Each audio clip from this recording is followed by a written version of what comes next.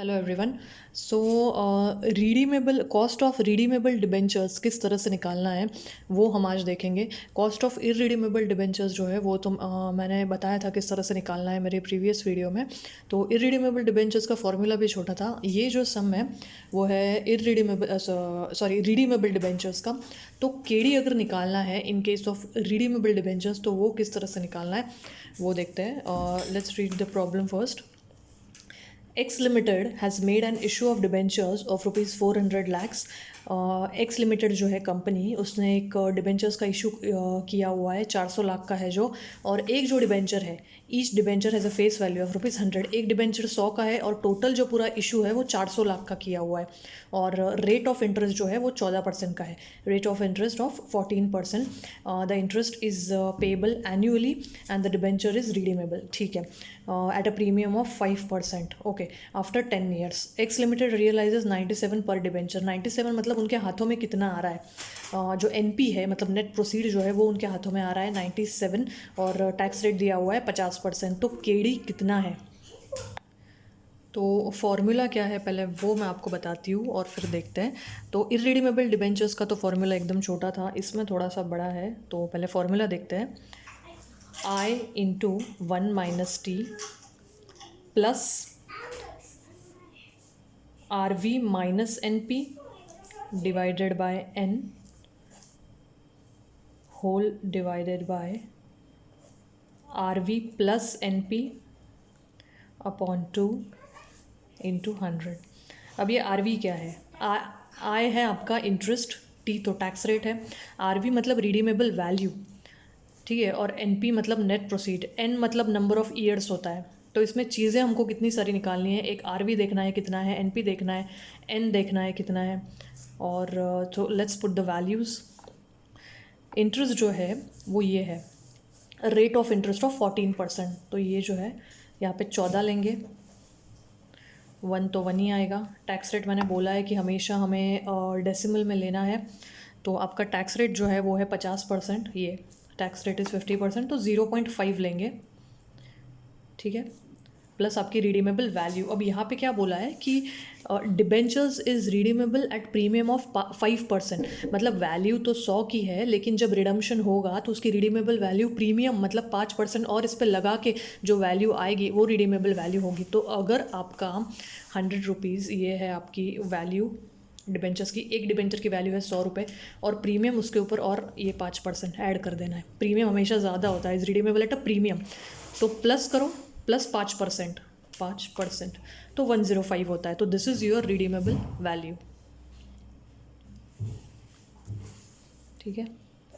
तो यहाँ पे आएगा आपका 105 माइनस आपके हाथों में कितना आ रहा है, N P. Ex limited realises मतलब उनको मिल कितना रहा है, ₹97 पर डिबेंचर मिल रहा है। अभी आज कितना मिल रहा है, 97। तो यहाँ पे 97 आएगा। और एन मतलब नंबर ऑफ़ ईयर्स होता है, कितने नंबर ऑफ़ ईयर्स दिए हैं, 10 साल। रिडम्शन होगा 10 साल के बाद, तो यह 10 ईयर्स लेना है।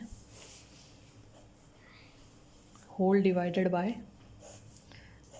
105, वही सेम वैल्यू आएगी 105। यहाँ पे बस प्लस आ जाएगा, यहाँ पे माइनस था ऊपर, यहाँ पे नीचे प्लस आ जाएगा। एन पी है आपका 97 और यहाँ पे नंबर ऑफ़ ईयर्स था ना नीचे, यहाँ पे जब आप लिखेंगे तब 2 आएगा इंटू 100। बस तो अभी आपको सॉल्व करना है।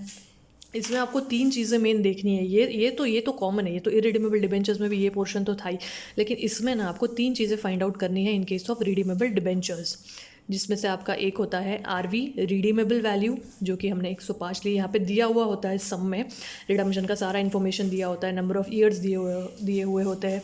तो 105 ये ले लिया। ये जो 100 रुपये है उसके ऊपर 5% हमने ऐड कर दिया क्योंकि वो प्रीमियम पे रिडीम हो रहा है।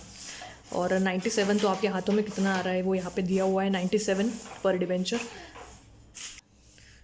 और ये जो नंबर ऑफ़ ईयर्स है वो तो यहाँ पे दिया हुआ है। तो ये सारी इन्फॉर्मेशन आपको प्रॉब्लम में दी हुई रहेंगी। You just need to put the values, you need to understand कि क्या वैल्यू एग्जैक्टली आएगी। फिर ये ब्रैकेट सॉल्व करना इतना मुश्किल नहीं है, बस ये सारी वैल्यूज़ इसमें पहले पुट करना समझ के, दैट इज़ मोर इम्पॉर्टेंट।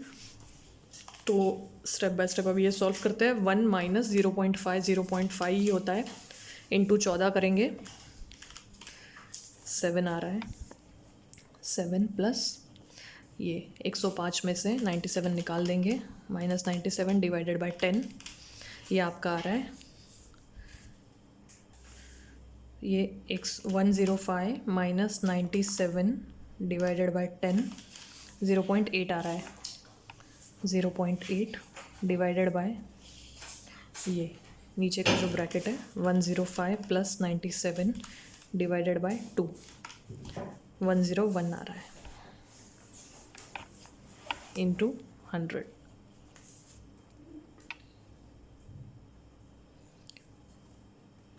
करो सॉल्व, 7 प्लस 0.8 डिवाइडेड बाय 101, जितना भी आ रहा है उसको 100 से मल्टीप्लाई कर दो, 7.72 आंसर आ रहा है। परसेंटेज में हमेशा आता है ये 7.72%। सो KD इज़ 7.72%। एक और सम मैंने यहाँ पे लिखा हुआ है, ये है प्रेफरेंस शेयर्स का। KP मतलब कॉस्ट ऑफ प्रेफरेंस शेयर्स अगर फाइंड आउट करना है तो किस तरह से करना है। एकदम ये सिंपल सा सम है, देखते हैं एक बार किस तरह से इसको सॉल्व करना है। अब प्रेफरेंस शेयर में भी यही होता है कि इररिडीमेबल होते हैं कुछ प्रेफरेंस शेयर, कुछ रिडीमेबल होते हैं। ये वाला जो है ये सम मैंने लिया है रिडीमेबल प्रेफरेंस शेयर्स का, तो थोड़ा सिमिलर है फॉर्मूला जैसा हमने KD के केस में देखा था in case of redeemable debentures, ये भी उसी तरह का है। थोड़ा देखते हैं क्या डिफरेंस है दोनों में। So first read the problem. ABC Enterprises issues ₹100 face value preference shares. ABC enterprises कुछ प्रेफरेंस शेयर्स इशू कर रहा है जिसकी एक शेयर की कीमत है 100 रुपये, विच कैरीज 12% डिविडेंड, जिसके ऊपर वो 12% डिविडेंड दे रहा है, and is redeemable after 12 years. 12 साल के बाद दो shares are redeemable at par. The net amount realised per preference shares is ₹95। So what is KP? तो cost of preference share means KP आपको फाइंड आउट करना है। नेट अमाउंट रियलाइज्ड मतलब net proceed आपके हाथों में कितना आ रहा है। तो पहले फॉर्मूला देखते हैं इसका क्या है। सो KP इज इक्वल्स टू, अब इन केस ऑफ डिबेंचर्स हमने लिया था I इंटू 1 - T।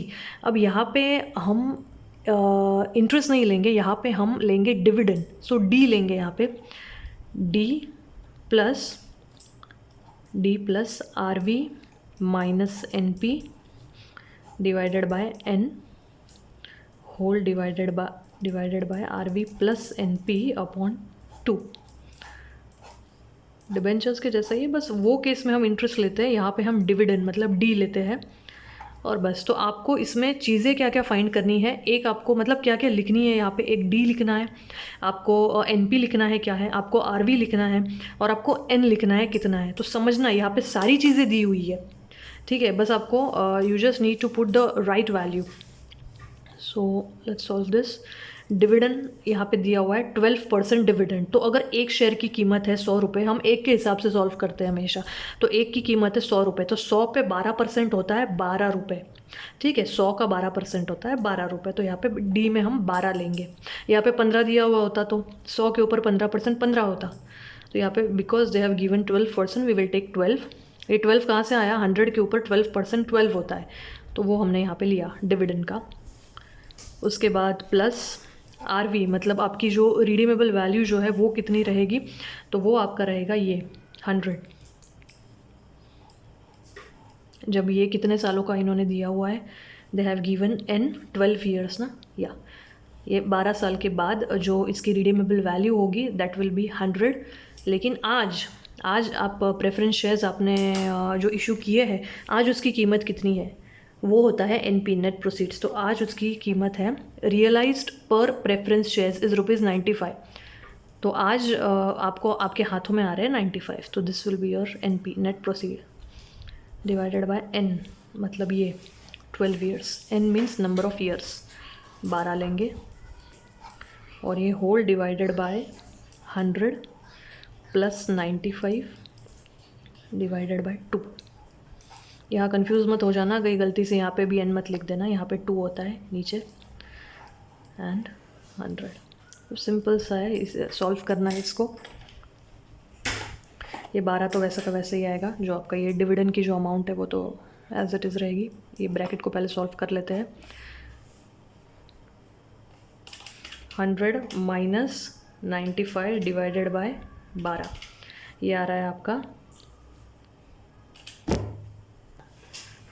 तो ये आ गया, ये did you see this 100 minus 95 divided by 12, 0.4166 whole divided by 100 plus 95 195 होता है डिवाइडेड बाय 2, 97.5